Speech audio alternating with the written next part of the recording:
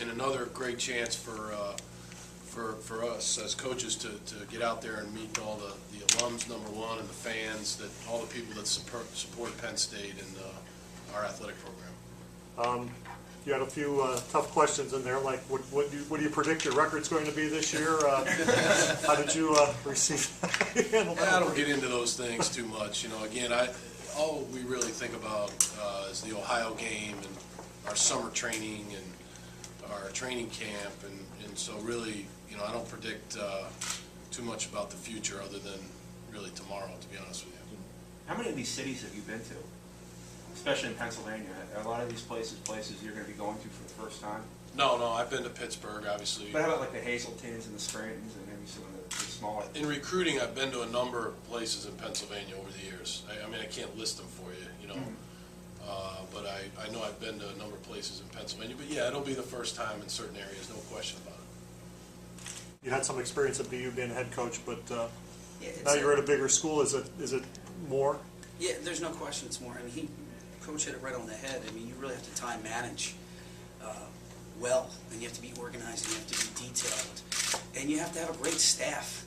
I mean, I think we would both agree. We talked about that on the bus. You need to have a great staff that's a loyal staff that you trust. Those words today are not as common as they used to be, which is unfortunate in our business. But yeah, being in charge, you're in charge of everybody. Not only yourself and your family, but your assistant's family. And you want to do well. So it's everybody down to the managers. You're overseeing. So it's important. It's critical to run a great program, and you have to communicate on a daily basis. We set up once every 2 months. I have a company-wide meeting just so we're all on the same page, so we're all not talking out of school. Just little things like that can help you elevate your program. We have a standard of excellence, Bill Welsh used to say, and that's what we hold not only myself to, but our staff and our players and our managers and our grad managers and our academic advisor and our SID, wherever he went. There he is. So it's all very important. We're all part of something that's much bigger than ourselves. Pat, being a kind of a local guy, what has today been like for you so far?